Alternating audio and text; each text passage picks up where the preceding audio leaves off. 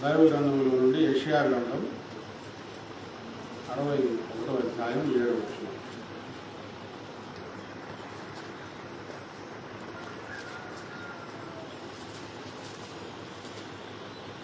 మీ అవమానమునకు ప్రతిగా రెట్టింపు ఘనత నొందుదురు, నిందకు ప్రతిగా తాము పొందిన భాగమును అనుభవించి వారు సంతోషించు. మీ అవమానమునకు ప్రతిగా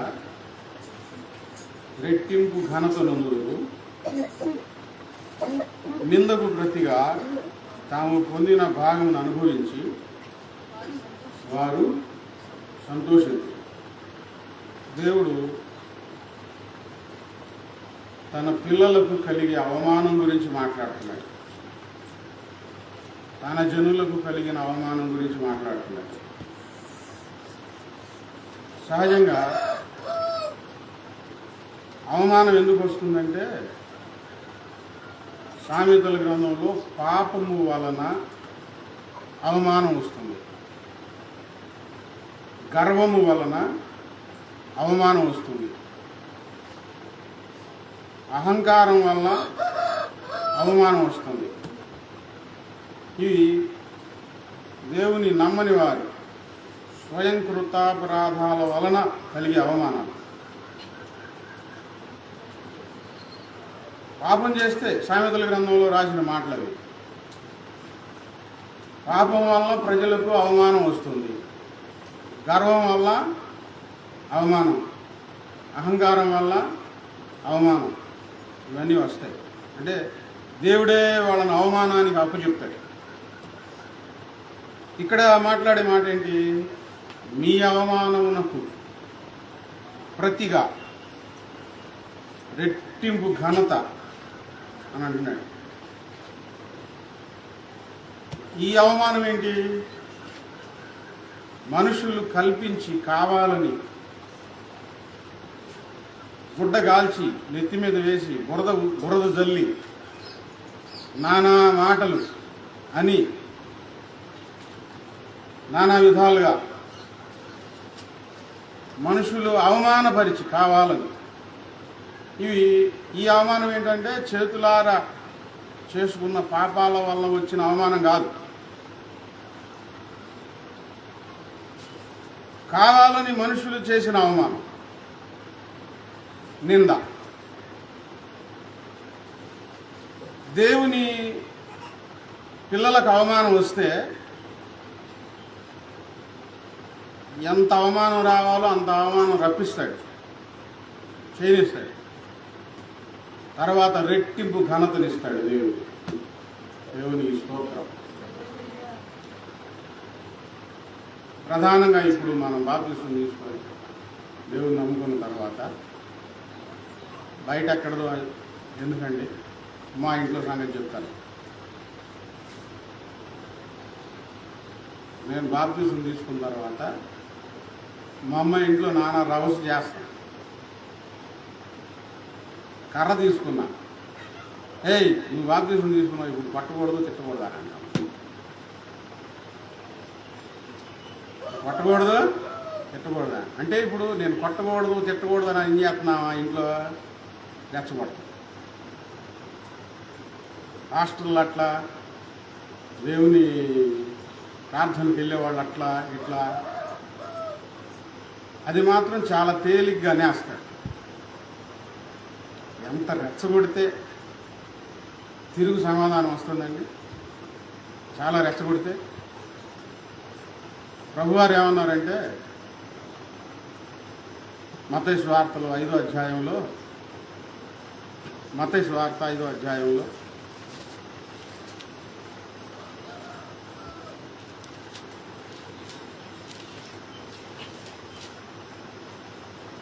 11వ వచనంలో, నా నిమిత్తము జనులు మిమ్మల్ని నిందించి హింసించి మీ మీద అబద్ధముగా చెడ్డ మాటలల్లా పలుకున్నప్పుడల్లా మీరు ధన్యులు.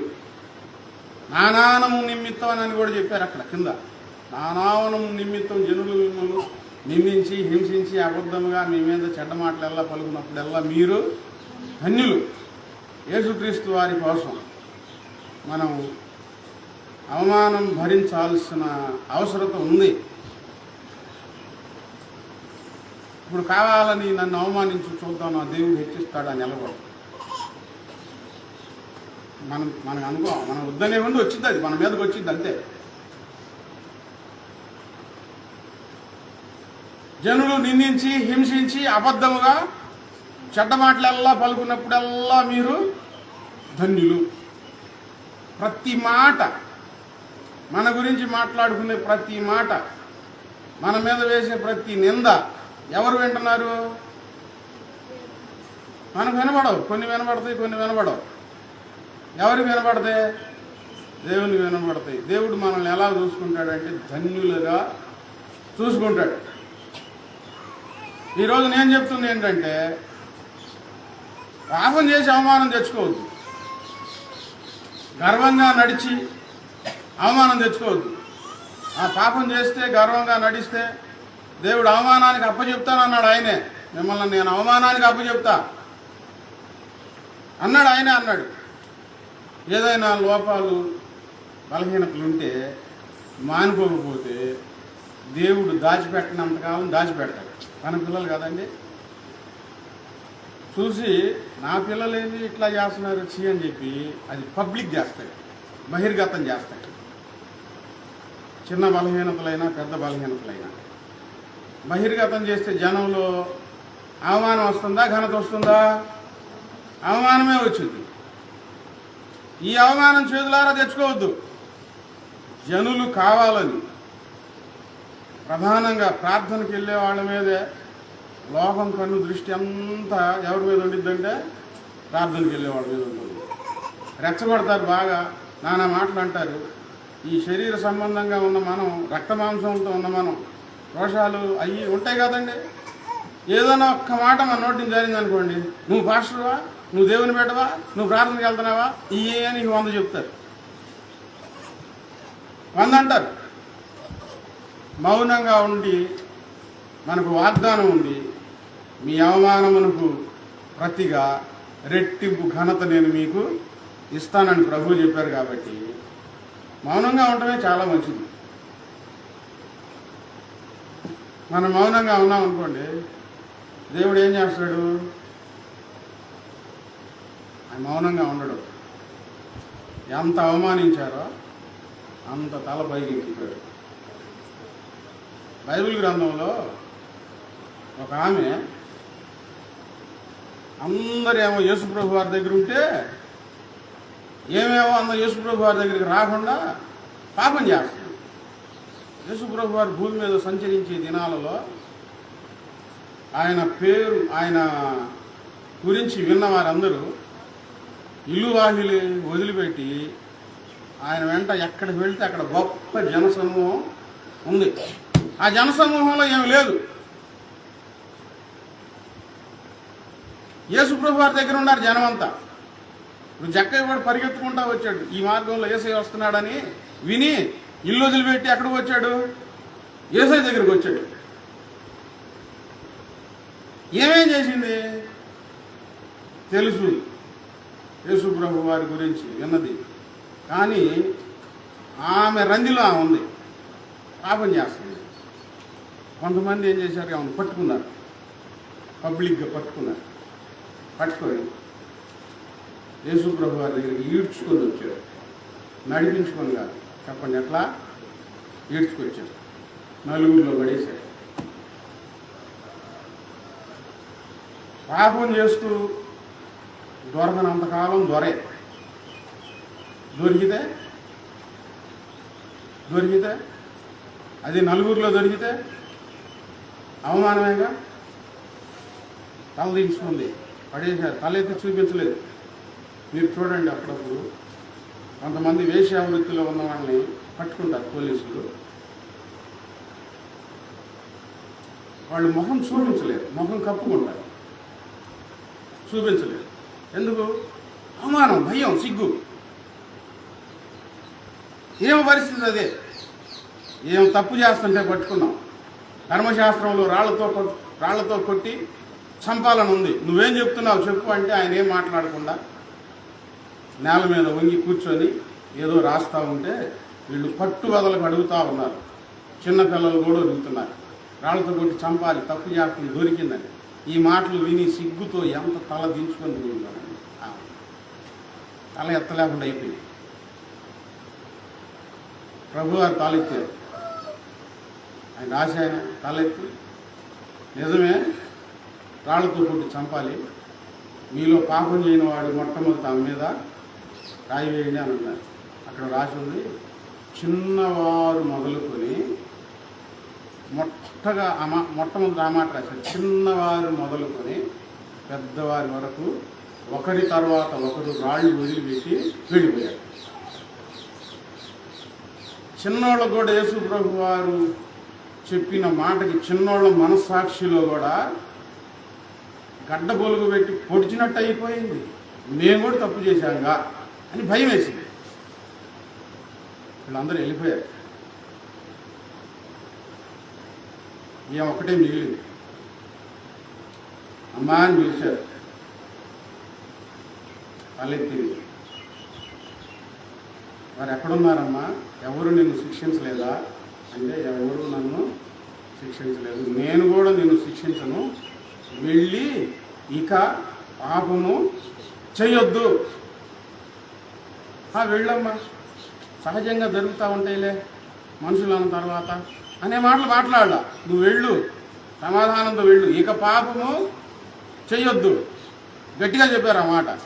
ఇప్పుడు నేనేం చెప్తున్నానంటే, పాపం చేస్తూ పట్టబడిన వ్యక్తి అవమానానికి గురైపోయి తల దించుకొని తల ఎత్తలేని పరిస్థితుల్లో ఆ మనిషి తల కూడా పైకెత్తి వాళ్ళందరూ తలలు దించి ఈ మనిషి తల పైకెత్తి ఇక పాపం చేయొద్దని చెప్పిన గనుడు యేసుక్రీస్తు వారు ఒక్కడే. అప్పటి వరకు తెలియక చేస్తుంది, క్షమించి అంతమందిలో ఆమెను కనపరిచింది దేవుడు.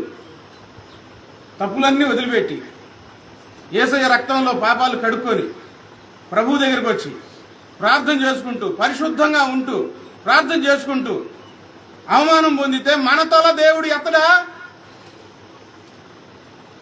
మన అవమానాన్ని కొట్టివేయడా? పాపం చేసిన ఆమె తల దేవుడు పైకెత్తితే నలుగురిలో, ఏ పాపం చేయకుండా అవమానాన్ని భరిస్తూ ఉంటే దేవుడు తల పైకెత్తడా?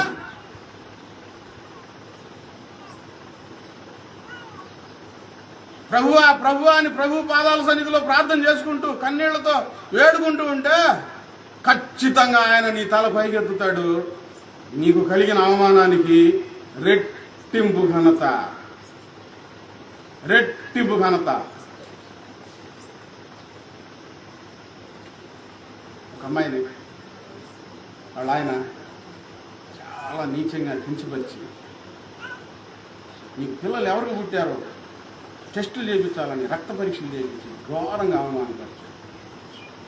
ఈ బిడ్డ ఎవరికి చెప్పుకోలేక కుమిలి ఏడుస్తూ దేవుని పాదాల సన్నిధిలో, నా భర్త దగ్గర ఈ అవమానాన్ని తట్టుకోలేని చచ్చిపోతానే ప్రభు మాట్లాడాడు. ఏ నోటితో అయితే కించపరిచాడో అదే నోటికి వచ్చి కాళ్ళు పెట్టుకొని, అమ్మా నన్ను క్షమించు, నేను చాలా తప్పు చేశాను, నన్ను క్షమించు. ఏ నోటితో నీచంగా మాట్లాడారో అదే నోరు క్షమించమని అడిగితే అదే ఘనత మనకు. దేవుడు అలా చేస్తాడు, చేయగలిగిన దేవుడు ఆయన. ఇప్పుడు ఈరోజు నేనేం చెప్తున్నానంటే, మీ మట్టుకు మీరు పాపం జోలికి వెళ్ళచ్చు. పాపం జోలికి వెళ్తే ఆయనే అవమానానికి అప్పచెప్తాడు. కానీ నలుగురిలో అవమానం పడాలి. ప్రభు పాదాలు పట్టుకొని ప్రభు పాదాల దగ్గర ఉండి అవమానాన్ని భరిస్తూ ఉంటే అవమానాన్ని కొట్టేసి ఘనతనిస్తాడు. మీరు ఏదైనా ఏ విషయంలోనైనా ఇబ్బంది పడతా ఉంటే, ఈరోజు నేను చెప్తా ఉన్నాను, ప్రభు చూపించిన వాక్యాన్ని బట్టి ఖచ్చితంగా ఆయన మాట తప్పని దేవుడు, నీ శ్రమను చూస్తున్న దేవుడు, నీ ఇబ్బందిని చూస్తున్న దేవుడు, నీ తల పైకెత్తి రెట్టింపు వాళ్ళు ఒకటి అంటే నేను 4 అన్నా అని అంటారు కదా, వాళ్ళు ఒకటి అన్నారనుకో, దేవుడు నిన్ను 4 రెట్లు పైకి హెచ్చిస్తాడు. దేవునికి స్తోత్రం. హెచ్చిస్తాడు, దేవునికి పైకి హెచ్చిస్తాడు.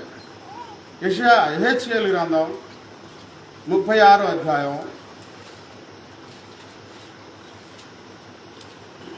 యెహెజ్కేలు గ్రంథం 36వ అధ్యాయం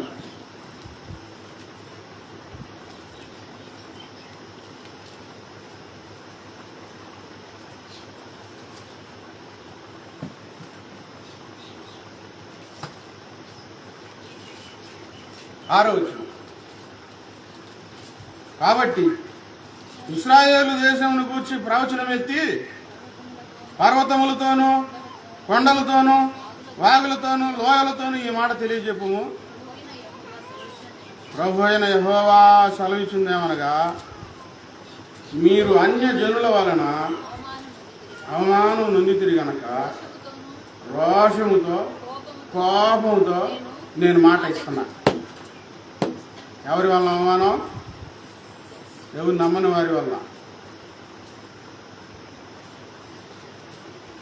నిజంగా మీరు అవమానం పొందుంటే, సైలెంట్గా ఉంటే, మౌనంగా ఉండి భరిస్తూ ఉంటే, మనకు వచ్చిన అవమానాన్ని బట్టి దేవునికి అక్కడ వాక్యంలో రాయబడి ఉంది, మీరు అన్యజనుల వలన అవమానం నొందిరి గనక రోషముతో కోపంతో నేను మాట ఇస్తున్నా. ఎవరికి కోపం వచ్చింది? ఎవరికి రోషం వచ్చింది? దేవునికి ఎంత కోపమో ఎంత రోషమో తెలుసా? ఇక మనం కోపపడి మనం రోషపడాల్సిన పని లేదండి. ఎవరి మనసులో వచ్చింది కోపం? తప్పు చేయకుండా నింద వేస్తే, ఒక మంచి పనిని అడ్డగించి అవమానపరుస్తూ ఉంటే దేవునికి ఎంత రోషమో తెలుసా? అక్కడ ఆయన అంటున్నాడు, నేను రోషంతో కోపంతో నేను నీకు మాట ఇస్తున్నా. 7వ వచనంలో ప్రభు అయిన యెహోవా సెలవిచ్చున్నాను అనగా, మీ చుట్టూ ఉన్న అన్యజనుల అవమానం నొందురని, మీ చుట్టూనున్న అన్యజనుల అవమానం నొందురని నేను ప్రమాణం చేసి చెబుతున్నాను. ఎవరైతే మిమ్మల్ని అవమానపరిచారో వాళ్ళు అవమానం పాలైపోతారు. నేను మాటిస్తున్నానని ప్రభు చెప్తా ఉన్నాడు, దేవుడు చెప్తా ఉన్నాడు. అదే అధ్యాయంలో 15వ వచనంలో ప్రభువు యెహోవా వాక్కు, నిన్ను గూర్చి అన్యజనులు చేయు అపహాస్యము నీవిక వినబడకుండా చేసేదని. ఎగతాళి నీ చెవుల్లో వినపడదు. కొట్టాల్సిన పని లేదు, పెట్టాల్సిన పని లేదు. ఎగతాళిగా నవ్వు, అది ఎక్కడో తగిలిద్ది, గాయమైద్ది లోపల మనసు. ఎగతాళిగా నవ్వితే ఆ బాధపడ్డావు కదా, ఆ ఎగతాళి అనేది నేను నీకు వినపడకుండా చేస్తాను. ఇంకా ఎగతాళి చేయరు. నీ దేవుడేడి? దావీదు అంటాడు, అయ్యా నీ దేవుడేడి అని జనులు అంటుంటే నేను ఓర్చుకోలేకపోతున్నానయ్యా, బాధపడుతున్నానయ్యా, ప్రాణం సొమ్మసిల్లిపోతుందయ్యా అని ప్రార్థన చేసుకున్నాడు. ఆ మాట రాదు. ఇంకా యథార్థంగా ప్రభు దగ్గర కనిపెట్టుకొని ఉంటే, నీ దేవుడేడి, నీ దేవుడు ఏమయ్యాను అని జనులు అంటుంటే ప్రలాపాలు రావు. కొంతమంది బుద్ధి ప్రతి చిన్న విషయాన్ని ఎగతాళి చేసి మాట్లాడటం. ఇంట్లో కూడా ఉంటాయి సమస్యలు. ప్రతి లోపాన్ని ఒక ఘనతగా మార్చి భర్తని కనపరచడం, పిల్లల్ని కనపరచడం, భార్యని కనపరచడం తెలీదు. ఎగతాళి, అపహాస్యం. ఈ అపహాస్యపు మాటలు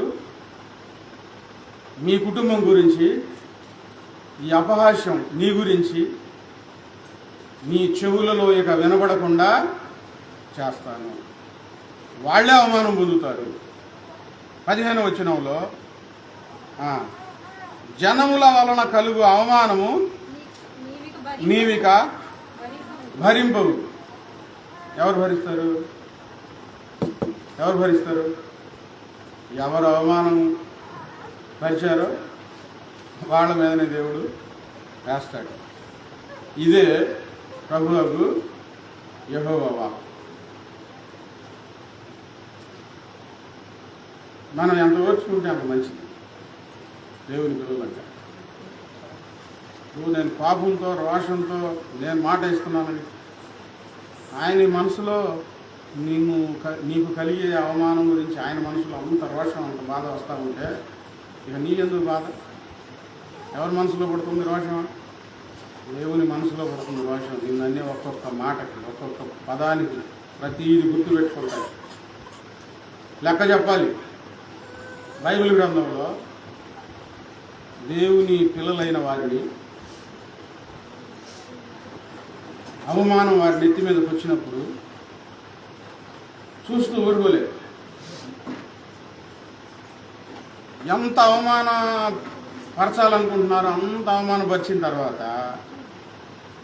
తిరిగి దేవుడు మరలా అవమానాన్ని వాళ్ళకి ఎవరైతే చెప్పి వాళ్ళ చేతుల్లో పెడతారు. అలాంటి సంఘటనలు షద్రకు, మెషకు, అబేద్నెగోను చాలా కించపరచాలని చూశారు, దేశంలో లేకుండా చేయాలని చూశారు. అగ్నిగుండం ఏర్పాటు చేయించారు, అగ్నిగుండంలో పడేటట్టు చేశారు. కానీ ఏ రాజైతే అగ్నిగుండంలో వేయమని చెప్పాడో అదే రాజు మరలా ఎవరైతే ఈ అగ్నిగుండం సిద్ధపడేటట్లు చేశారో శత్రువులు వాళ్ళకు వార్నింగ్ ఇచ్చాడు. ఎవరు ఈ షద్రక్, మెషక్, అబేద్నెగో ఆరాధించే దేవుణ్ణి ఆరాధించకపోతే వాళ్ళ ఇల్లు పెంట కుప్పగా మారుస్తానని చెప్పి వార్నింగ్ ఇచ్చాడు. ఇప్పుడు ఈ అవమానం అంతా ఎవరి మీదకి వెళ్ళిపోయింది? వీళ్ళ తల ఎత్తబడింది. దానియేలు సింహ బోన్లు వెళ్ళి చంపాలనుకున్నారు. సింహాల బోన్లు సిద్ధం చేయించారు. సింహాలలో పడవేసి చంపాలని ప్లాన్ చేయించి రాజు చేత ముద్ర వేయించారు.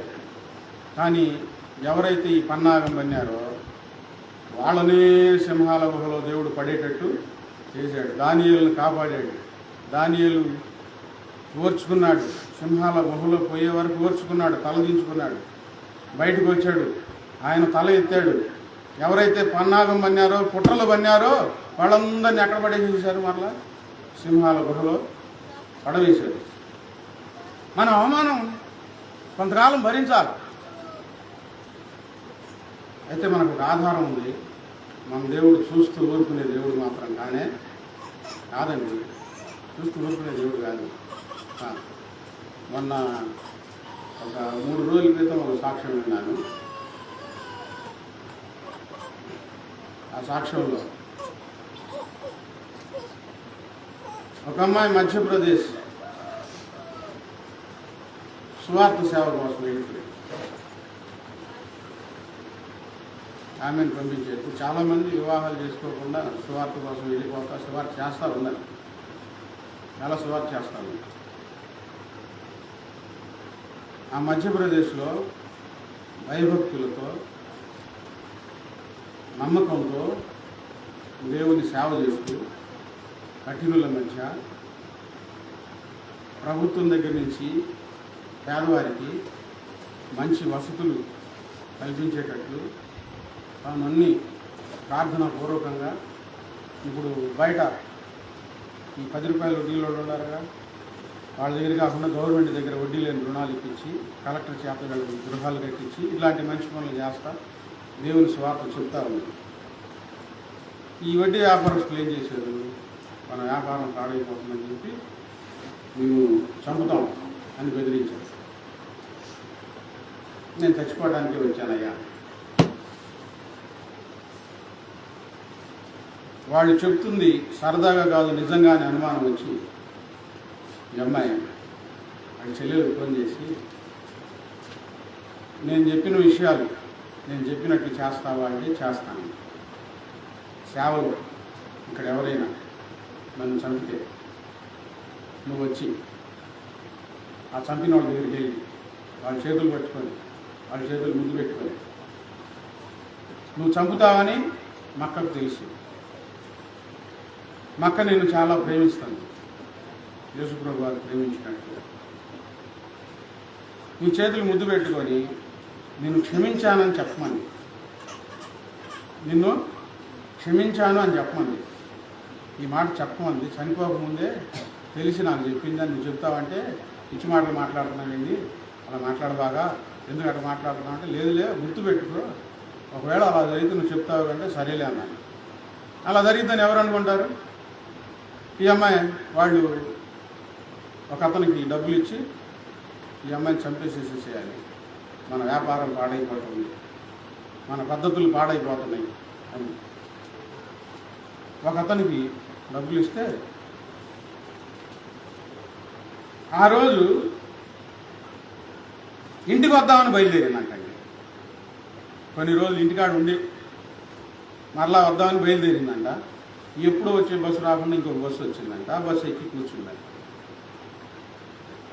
ఒక చోట గుడికాడ ఆ బస్సు ఆపారంట. ఒక అతను వెళ్ళి కొబ్బరికాయ కొట్టి ఈ కొబ్బరి ముక్కలు అందరికీ పంచారంట. అందరికీ పంచి ఈమెకి ఇవ్వలేదంట. ఆమె అడిగిందంట, ఏంది ఈరోజు నువ్వు ఇంత సంతోషంగా ఉన్నావని అడిగిందంట. ఎందుకో చెప్తాను ఆగని చెప్పి వెంటనే కత్తి తీసి 40 కోట్లు కూర్చాడు. ప్రతి కత్తి పోటు తగిలేటప్పుడు ఆమె యేసు యేసు యేసు అలాగే ప్రాణం ఇచ్చింది. పోలీసులు అతను పట్టుకొచ్చి జైల్లో వేసేసేసారు. ఈ బస్సులో వాళ్ళందరూ పారిపోయారు. ఆమె చనిపోయింది. తన ప్రాణ సేవలో, ప్రభు సేవలో ఆమె ప్రాణం ఇచ్చింది. ఈ సంగతి తెలిసి వాళ్ళ చెల్లెలు వచ్చింది. చెల్లెలు వచ్చి వాళ్ళ నాయన ఎక్కడున్నాయని జైల్లో ఉన్నాడు, జైలు కాడికి వెళ్ళి నేను అతనితో మాట్లాడాలంటే నువ్వెవరు అమ్మా, ఎందుకు మాట్లాడాలంటే మా అన్నయ్య అవుతాడని చెప్పినాను. ఇది దేవుని ప్రేమ. సరే అని చెప్పి పంపించాడు. ఆ చేతులు గేట్లో నుంచి చేతులు బయట పెట్టమంటే చేతులు బయట పెట్టి చేతులు ముద్దు పెట్టుకుందంట. మక్కాయి చెప్పింది, నీ చేతులు పెట్టుకొని ముద్దు పెట్టి నువ్వు చంపుతావని ముందే తెలుసు, నేను నిన్ను ప్రేమిస్తున్నాను, నేను నిన్ను క్షమించాను, నేను నా ప్రభు దగ్గరికి వెళ్తున్నాను అని చెప్పమని చెప్పింది అక్క. అంటే ఆమెదాన్ని బోర్న కుప్పగూలిపోయాడు అంటున్నాడు ఈ చంపిన వ్యక్తి. బోర్ను కుప్పగూలి చాలా ఏడ్చి ఏడ్చి ఏడ్చి ఆమె తరపున ఆయన సేవ చేయడం ప్రారంభించాడు. అక్కడ చనిపోయినా కానీ అవమానం పోయే వరకు దేవుడు ఊరుకోడు, బ్రతికిన్నా దేవుడు ఊరుకోడు. ఒకవేళ మనం చనిపోయిన మనకు కలిగిన అవమానం దేవుడు ఉండనివ్వడు. కే పాల్ గారు ప్రారంభ దినాల్లో సేవకి వెళ్ళినప్పుడు అక్కడ ఒరిస్సాలో బయట ఎక్కడో రోడ్డు మీద పడుకునేవాడంట ఆయన. అక్కడ కొంతమంది వచ్చి చెవులో పాస్ పోసారు, హేళన చేసి. ఎంత అవమానం అది! భరించాడు ఆయన. ఆయన కేపాల్ దగ్గర సేవ చేసి పాస్టర్ గారు ఆయన, నేను చూశాను, అతను తెలుసుకొచ్చాడు గుంటూరు గుంట గ్రౌండ్లో. ఇప్పుడు సేవకుడు ఇదిగో ఆయన సేవ చేసుకున్నాడు. మనం బ్రతికున్నా కూడా మన అవమానాన్ని మన మీద ఉంచడు. ఒకవేళ మనం చనిపోయినా కూడా అవమానాన్ని అలాగే ఉండనివ్వడు. చనిపోయారు కదా ఇంకెందుకు లేదు, దేవుడు కొట్టి వేస్తాడు. ఇప్పుడు ఆమె ఒక ఆడపిల్ల తన జీవితాన్ని ఆ విధంగా ప్రభు కోసం త్యాగం చేసి చనిపోవడానికి ఆయన ఇష్టపడి ప్రభు సేవలో ప్రాణాలు అర్పించింది. మన అవమానం సంగతి, మన బాధల సంగతి ప్రభువు చూసుకుంటాడు. మీరు ప్రభు కోసం ఏం చేస్తున్నారు?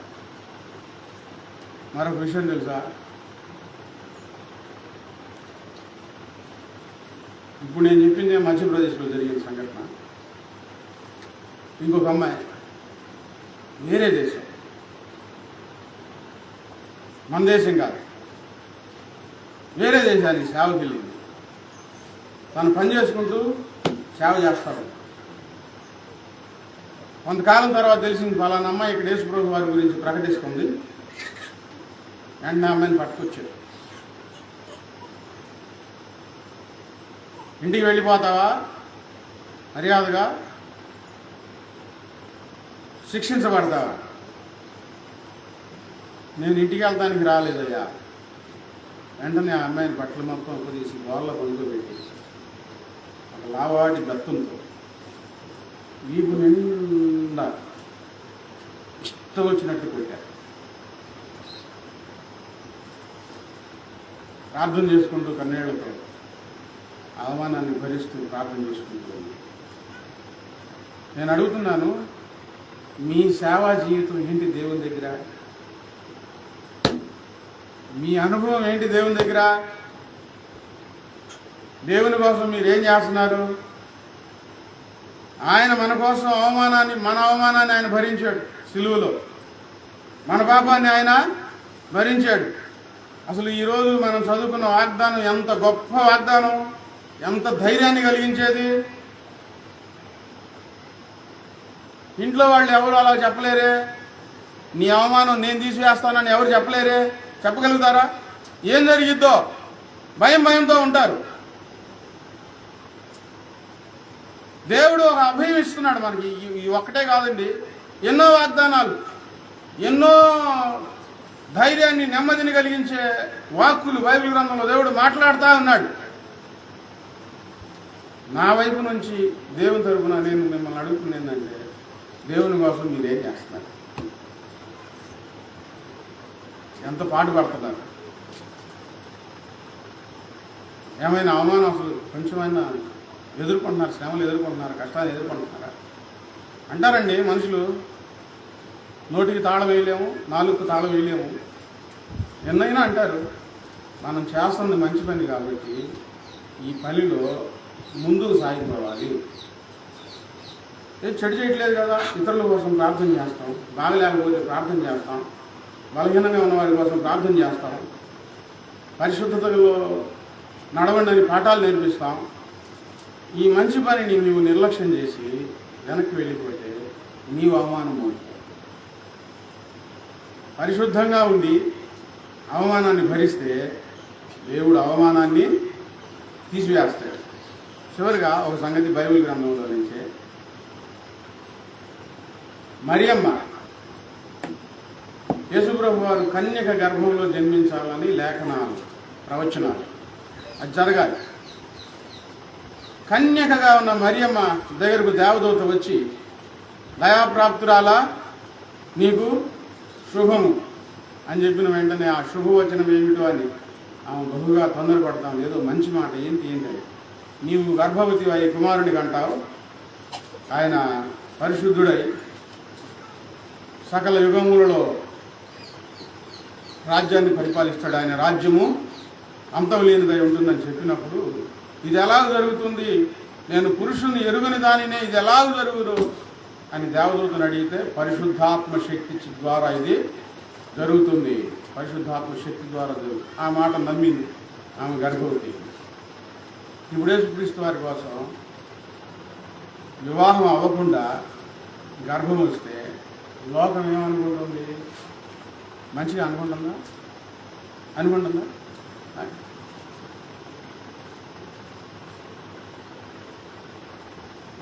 ఇద్దరు ఆడవాళ్ళు మగవాళ్ళు నవ్వుకుంటా మాట్లాడుకుంటేనే సరిగ్గా అర్థం చేసుకునే శక్తి ఏ సమాజంలో లేదు. అలాంటిది గర్భమే వస్తే యేసుప్రభు వారి కోసం మరియమ్మ ఆ అవమానాన్ని భరించడానికి ఇష్టపడింది, సిద్ధమైంది. దేవుడు అవమానం అలాగే ఉంచాడా? యేసేపుకి అనుమానం వచ్చింది, ఇదేంటి పవిత్రురాలనుకున్నాను, కన్యక, నేను వివాహం చేసుకున్నాను, ఇంత కార్యం జరిగిందా అని రహస్యంగా విడిచిపెట్టాలనుకుంటే దేవుడు దేవదూతను పంపించలేదా యేసేపు దగ్గరికి? పంపించి, యేసేపు నువ్వు భయపడొద్దు, నువ్వు అనుకున్నట్లుగా ఆమె తప్పేమి చేయలేదు, ఇది పరిశుద్ధాత్మ ద్వారా జరిగిన కార్యము, ఆమె యొక్క కుమారుని కనును ఆయన ప్రజలను, తన ప్రజలను ఆయన వారి పాపముల నుండి ఆయనే రక్షించును కనుక ఆయనకు యేసు అని పేరు పెడతారు. ఈ ప్రవచనాలు నెరవేరుతున్నాయి, నువ్వు భయపడొద్దని చెప్పలేదా? ఏమి భర్త, కాబోయే భర్త అనుమానించిన అతనిలో అనుమానాన్ని దేవుడు తీసేయలేదా? తోడుగా ఇవ్వలేదా? మరేమో నోరు తెచ్చి చెప్పుకోలేదు. ఎందుకు ఇలా జరిగిందని అంటే ఏం చెప్పుకునిద్దామా? కానీ ఎవరు సహాయం చేశారు? దేవుడు సహాయం చేశాడు. మనం నింద లేకుండా ఉంటే, పవిత్రంగా ఉంటే ఖచ్చితంగా దేవుడు మనకు సహాయం చేస్తాడు. మన మీదకి అవమానాన్ని రానివ్వడు. మనం యేసయ్య కాడి ఎత్తుకుందాం. ఏ కాడి చెప్పండి? ఏ కాడి? గట్టిగా చెప్పండి. వినబట్ల. ఎవరి కాడి ఎత్తుకుందాం? యేసయ్య కాడి ఎత్తుకుందాం. బాబాయ్ కాడి కాదు. ఫ్రెండ్ మా ఫ్రెండ్ కాడి కాదు. ఫ్రెండ్ ఎంతవరకు? అంతవరకే. మితిమీరితే ఆ సంబంధం ఎటుపోయిద్దో తెలియదు. ఎవరి కాడి మనం మెడల మీద, మన భుజాల మీద ఉండాలి? యేసయ్య కాడి ఉండాలి, అంతే. ఆ క్లోజ్ ఫ్రెండ్ మేము బాగా మాట్లాడుకుంటాం. మా మధ్య అపవిత్రత ఏమీ లేదు. కొంతమంది దేవుని పిల్లలు చెప్పే మాటలు ఇవి. నువ్వు బాగా యేసయ్యను పక్కన పెట్టి కొంచెం అలుసుగా మాట్లాడటమే పాపం. అదే అపవిత్రత. దాని గురించి ఏమని రాశారో తెలుసా? దురభిమాన పాపము. ఏ పాపం అది? దురభిమాన పాపం. నేను క్లోజ్ ఫ్రెండ్స్ బాగా మాట్లాడుకుంటాం, అంతవరకేను. అపార్థం చేసుకుంటారు ఈ మనుషులు. ఏ కాడు ఉంది? యేసయ్య కాడు లేదు. బాగా పరిచయం అయిన వాళ్ళ కాడు ఉంది. మనం ఎవరి కాడు ఎత్తుకున్నాం? చెప్పండి అందరు, ఎవరి కాడి? యేసయ్య కాడు ఎత్తుకున్నాం. ఆయన మన అవమానం అనే కాడిని ఆయన ఎత్తుకుంటాడు. ఆయన కోప్పడతాడు. ఆయన రోషంతో వాళ్ళతో మాట్లాడతాడు. ఎవరితో? నీ మీద ఎవరైతే అవమానం, నిందలు వేయాలనుకున్నారో వాళ్ళతో దేవుడు మాట్లాడు. ప్రార్థన చేస్తాడు.